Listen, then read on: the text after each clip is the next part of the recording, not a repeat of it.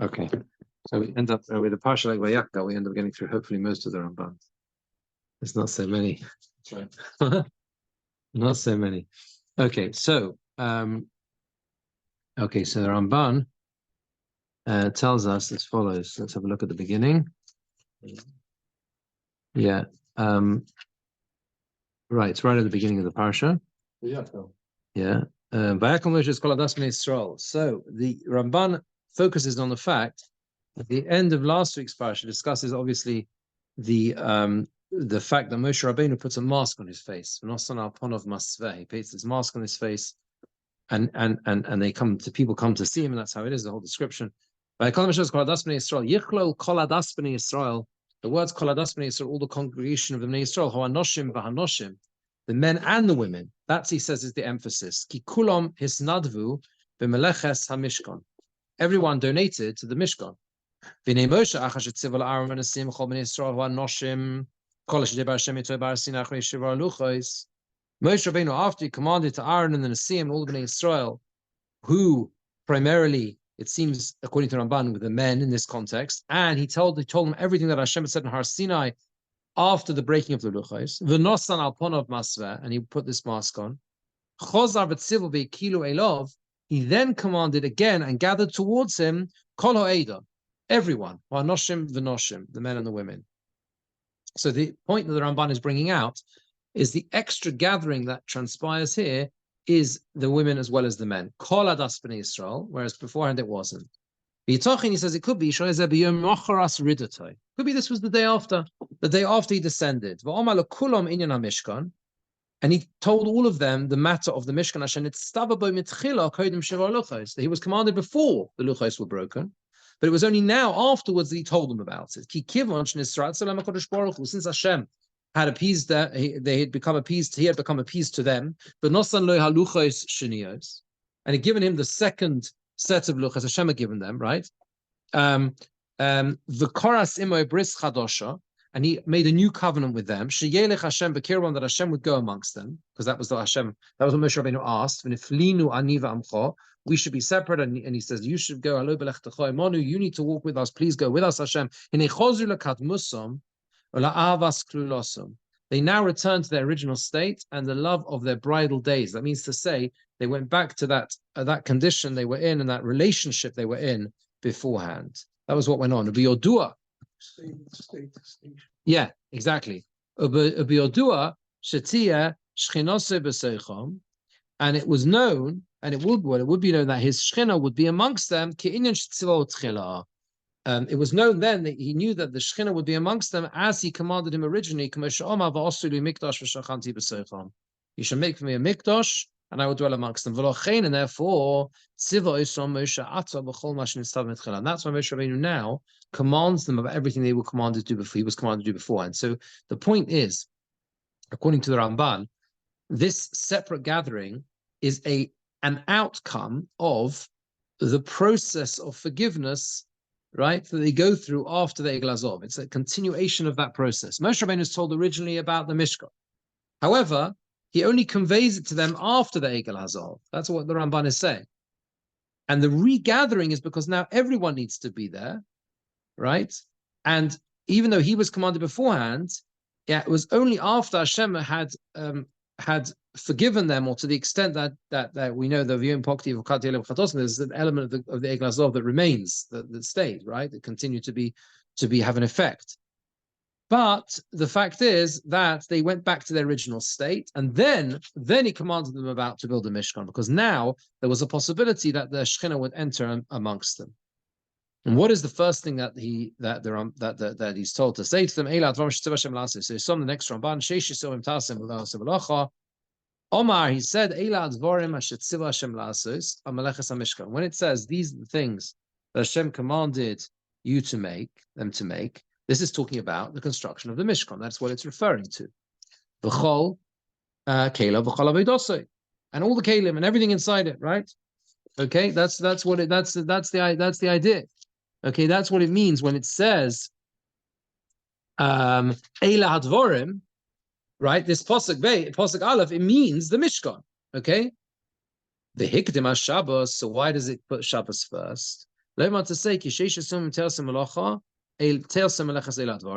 you need to do these things only in the 6 days, but not on the 7th day. Shu kodesh l'Hashem, because it's kodesh l'Hashem.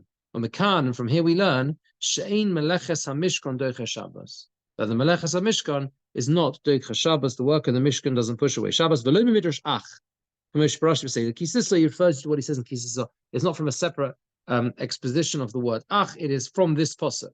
The fact that you only do the work of the Mishkan, because that's what it's referring to, on the 6 days and not the 7th. And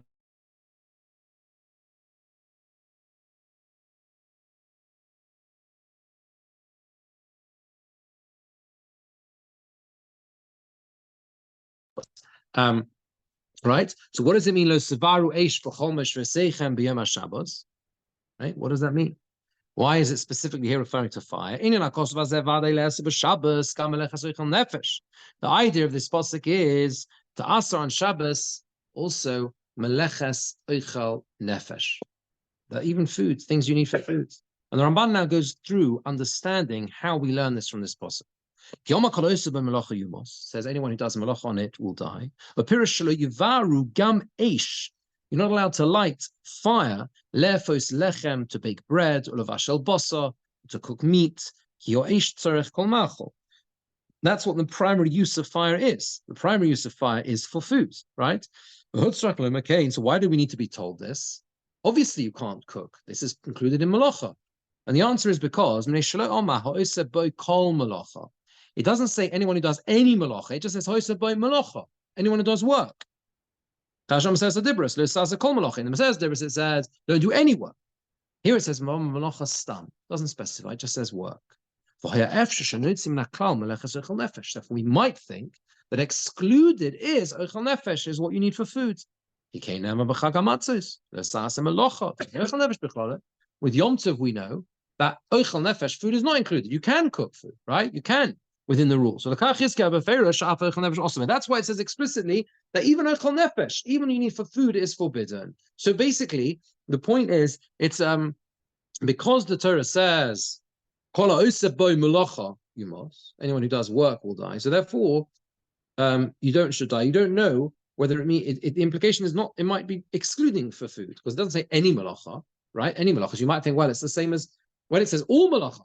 That would imply for food, but it doesn't say all malacha, and therefore it has to tell you that even fire is forbidden. Lo sevaru eish, even for food. The medrash is the same thing.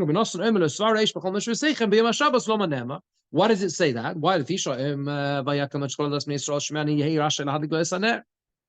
you might think I'm allowed to light a fire, light a candle, to wrap warm food, keep warm foods hot throughout Tzmona, right? Light a fire, whatever time. It tells you can't light a fire in all your dwelling places b'yom HaShabbos. This is close to that which we've said. These malachas, where there's a benefit to the body, were not included in the original prohibition, and therefore the Torah had to spell out at least the line before that says it's not included in anyone who does malacha. Torah has to say they are also. Rabbi Nosson wants to say that the Torah did not need to forbid cooking and baking and anything else for food, because it already says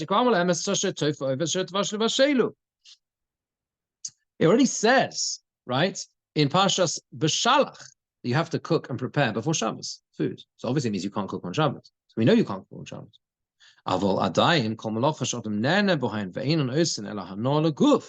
But other things, apart from cooking, that's Rabbi Nosson's emphasis, that's how he understands it, that are beneficial to the body, but they're not food. You had lokas ner, like lighting a candle, right? Or madura, or a fire for warmth. Or washing your body in hot water. You muntoros. I might think they're all allowed. Because that's part of enjoyment of Shabbos. And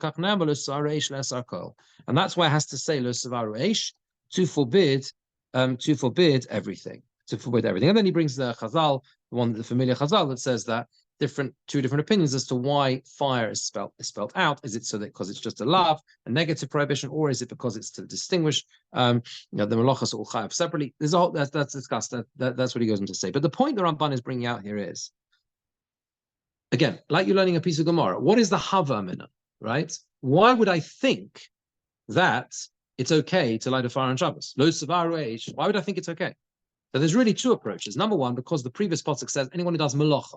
Doesn't say kol malacha, malacha. So if it was saying malacha, I would say the logical thing to forbid are things which are not directly beneficial to the body, but a human need, for example, I would say, well, maybe they're not included. Therefore, the Torah says lo savaru eish. No, even those are forbidden, right?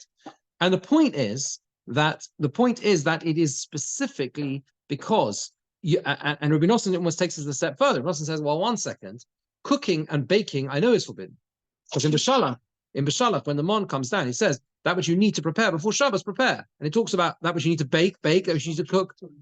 Exactly, it says you will bake before Shabbos what you need. That means obviously you can't do it on Shabbos. So Rabbi Nosson says yes, but there are other things that are beneficial to the body and that you, generally speaking, are really necessary, like lighting a fire or lighting a candle. And those things you might think are allowed, and therefore the Torah has to tell you that those things are not allowed on Shabbos. That's what the Ramban is explaining. That's what he's explaining.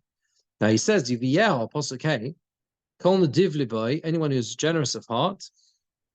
Actually, no, let's leave this one. Let's do the one after. Yeah, let's do the next one. The one after that. Sorry, let's skip to the next one.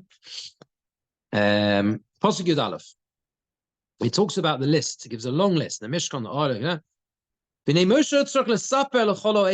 Moshe needed to tell all of the congregation everything that Hashem commanded him to do, to tell them,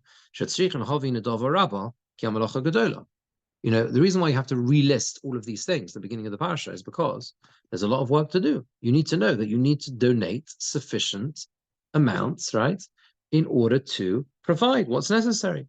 That's why it says the Mishkan, it says the oil and the Michse and all these things.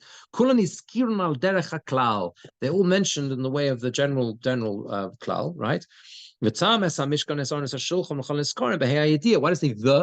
Mishkan, the Oren, the Shulchan, right? When it comes to, it's like saying the Mishkan and the Kalim, which we will tell to the Chachomim, those who really need to know the details, like Betzalel and Aholiav, they will know how to construct and what they the details. Because now, for the Eidah themselves, the people, it will only say their names. You understand? All it needs for the people, they don't need to know the details. They just need to know the headings. They need to know that the donations that need to come in need to be commensurate with all these things. That's what's going on here. Do you understand? Moshe is giving a long list. This is what you're going to have to do. You're going to have to do this, and this. Yeah, exactly, a summary. So make sure you give enough money, right? That's going to cover all the things that we need to do. The details will be spelled out later on. Next one, Pasuk Chof Aleph. Vayakhel kol ish asher nesai libai. And the Ramban picks up on something very interesting. You have a concept of Nadiv Leiv. Okay, so Nadiv Leiv is mentioned several times. And Nadiv Leiv is someone who's free, gives a free giving spirit. That was what's mentioned in Pasuk Hey. What does it mean Nadiv Libai? So Nadiv Libai means, Rashi says, his heart like motivates him to give. Like we say a person gives a nadova. What is a dova? It's like a free will gift, right? You with me? That's what it means. That's what a nadova is. Yeah. Rav Hirsch says that nodov is related to nataf. Now, nataf is one of the Pitam HaKetoras. We say it listed as one of the sum of money, you know, the agreed in the Ketoras, right? But nataf really means to drip. Drip. That's what it means. Nataf, right? To drip, right? Okay. And the point is that Rav Hirsch says that nodav is like notaf, right? You kind of interchangeable letters because they come from the same place in the way you pronounce them. Because a nadiv leiv, right, it's a personality, it's a trait that a person has that it flows out, it drips out. You understand? They just need to, they want to give. They just need opportunity to channel it. It's going to be the right channel. You understand? But it's a natural thing. Does that make sense? You know, some people are in a div leiv and some people are not. Some people have the tendency to be generous with their resources or their time or whatever it is, right? Some people are of that personality. So it says this is something they have to aspire to be. Become Ndive Leiv. But if that's posuk hey, yeah, that's sorry posuk vov.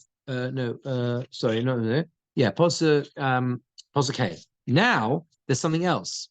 Posuk of Aleph says, "Vayovoyo kol ish asher nesa'o liboy v'chol asher nod v'rucha yosei." Two things. Here it says, every person came whose heart motivated him, or heart uplifted him, and whose spirit, motivated him, however you want to translate it, right? His spirit raised him, and his heart his heart uplifted him, and his spirit motivated him. So Ramban wants to understand what is the difference between these two. This is al hachachomim ha'osim b'melacha yomake. These people are the wise people who would actually carry out the work. Look carefully, he says, you don't find on the concept of nadova, those who are going to give the gifts, the free will gifts, the donations that come in. It doesn't say nasiya slave, to uplift the heart, right? It just mentions giving a free will gift.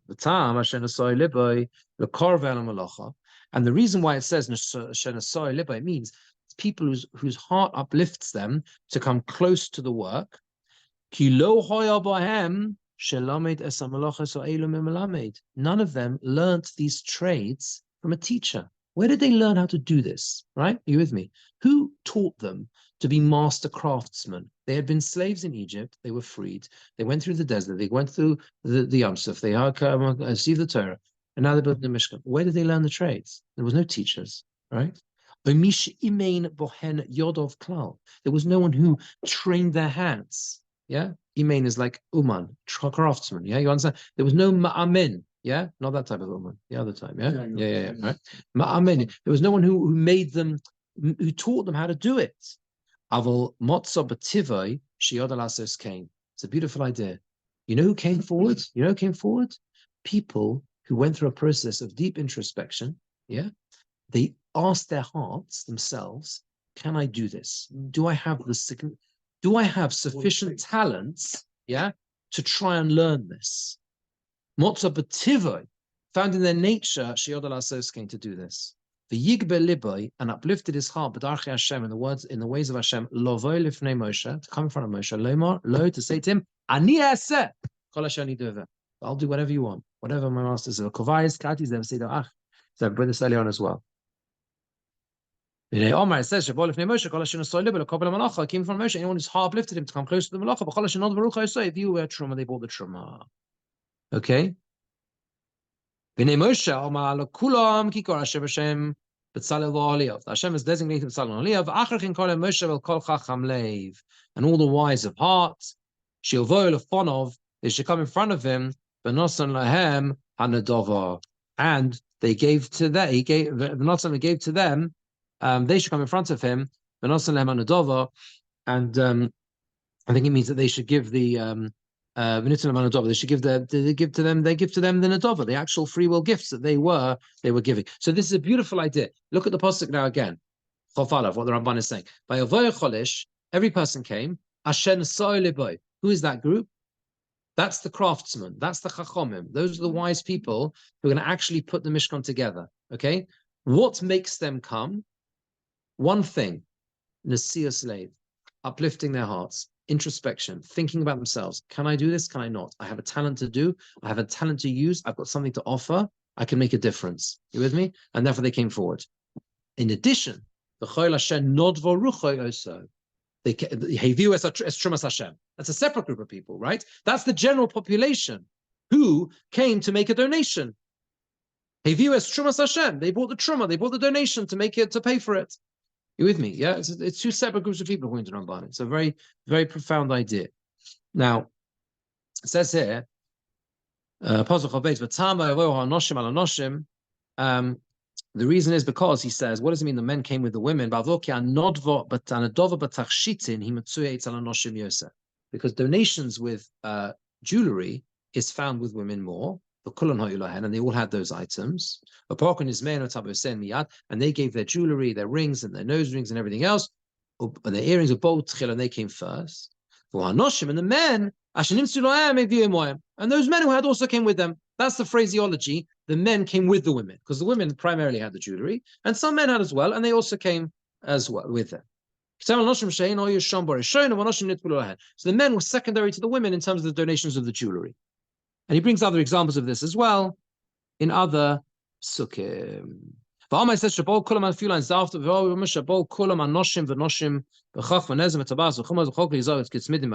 different types of jewelry. They all had jewelry. Some, I think it means they gave they had coins, or they had maybe nuggets of gold, or whatever it was. Okay, now, so bear one thing in mind. It was melted down for the gold. Yeah. But the gold itself, I believe, right? The stones maybe well, we know the stones used with the choshen and everything else. Those were sort of bought by the Nasim, etc., etc. Yeah, yeah, it's true. You wouldn't. It's a good question what they would do with a thing. It seems to be the precious stones themselves were I think they were found at the Yom Suf. And they were had specific purposes to do them. The majority of it was silver and gold. That's what they were giving: silver, gold, and copper, and then the other materials. That's the primary thing they were giving. But the point is that here, who are the primary donators who are the people who donate the jewelry? Primarily the women. Okay, so now keep that in mind, and now skip to another Ramban later on in the parasha, where the Ramban deals with the very famous Maros Hatzovaos, the Kiyar. Yeah, it is Perek Lamed Ches Posach Ches. Much later on. Vayas Akiyar, right? They made the Kiyar, Nechoshes, which was made of copper, Ve'eskano, and its base, Nechoshes, made of copper, but Maros Hatzovaos, Asher Tzovu Pesach Oil Moed, right? Through using the mirrors of those who gathered outside the entrance of the tent of meeting. Yeah? Now, you'll be familiar with the Rashi, where Rashi says, and Ramban brings it, B'nos Yisrael B'yodo, and Maros, can you see the Ramban? You got it? Pasuk Ches, yeah? They had mirrors that these looked in when they adorned themselves, for they didn't hold them back. And you remember this Rashi? Moshe didn't want them. Why? They made for the Torah. They made to beautify themselves for maybe for the Yitzhara, inappropriate thoughts for men, etc. And Hashem said these are better than all the others. That's how they had children in Egypt, etc. They made the kiyar from them.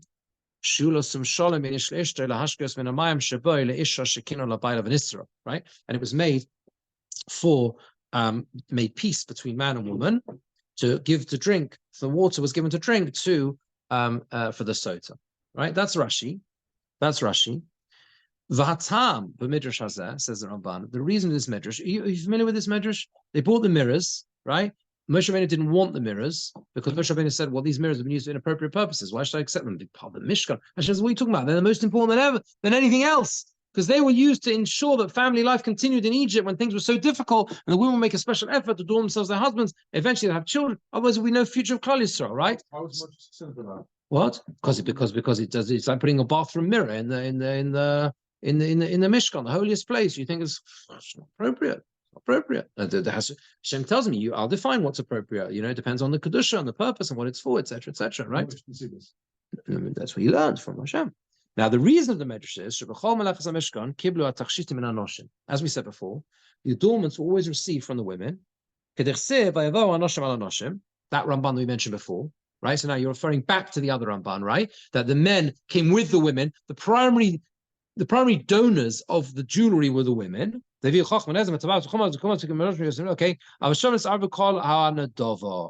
There it was all mixed together. Yeah. The question Ramban asks is, what's going on? Why here does Moshe Rabbeinu struggle with the mirrors? When earlier on he said all sorts of jewelry. Some of the jewelry was used in inappropriate parts of the body. Rashi brings there the kumars, whatever, and yet he was happy to accept them. What's the difference? And the answer is because Shonis Arba Kolon over there, it was all mixed up together. So you didn't know which gold particularly went where or whatever. It was all melted down or whatever, right? Avol Shiyasu Klimi Yuchod Minatachshit Hasid Yitzhara. To answer your question, Jeremy, right? To make a specific item, a whole clean that was made out of those mirrors. Lo Hoya Moshe B'Chibekach. Moshe wouldn't have chosen that. Hashem told him to accept it. He says, I don't know. He says the Medrash is difficult to understand that it means they gathered by the entrance to the tent of meeting. What does that mean? What's it got to do with gathering, right? In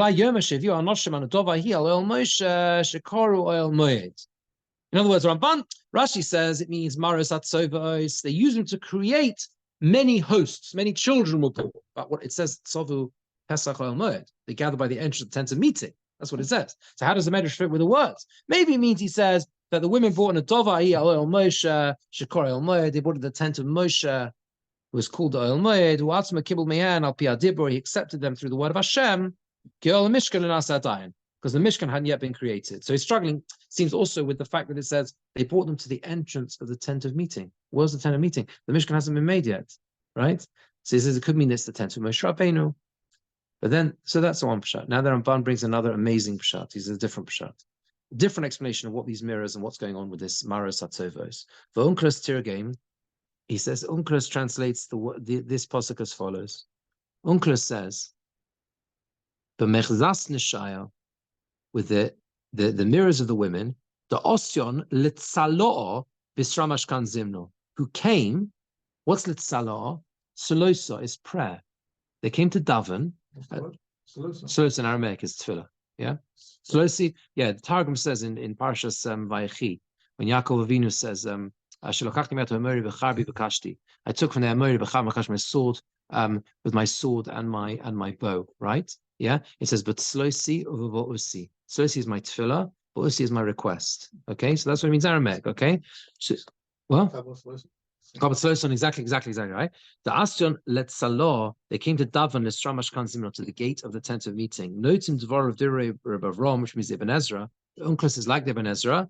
Sha'ama Ashoy Anoshim Aila Ovdos Hashem.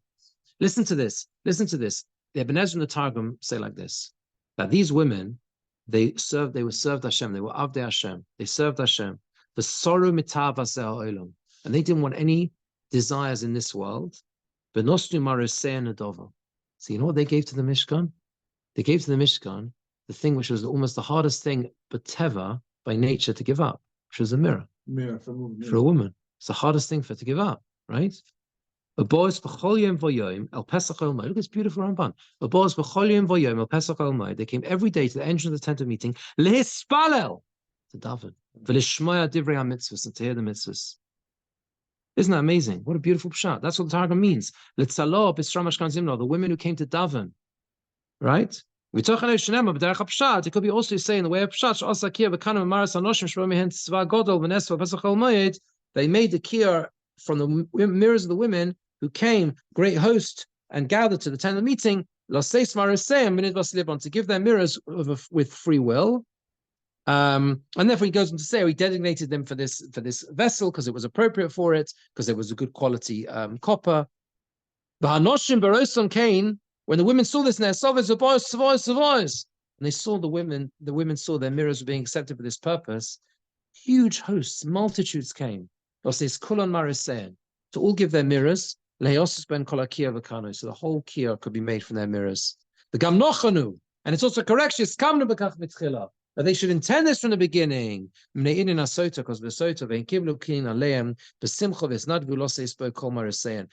upon themselves with joy, and they gave with Nadivus, the same word, free will, willingly, all the mirrors. Again, the contrast. What is the kiyah used for? The water. One of the uses of the kiyah is the water is used for the sota. The sota is the antithesis of this, right? It's the antithesis, right? The sota is someone a suspicion, exactly.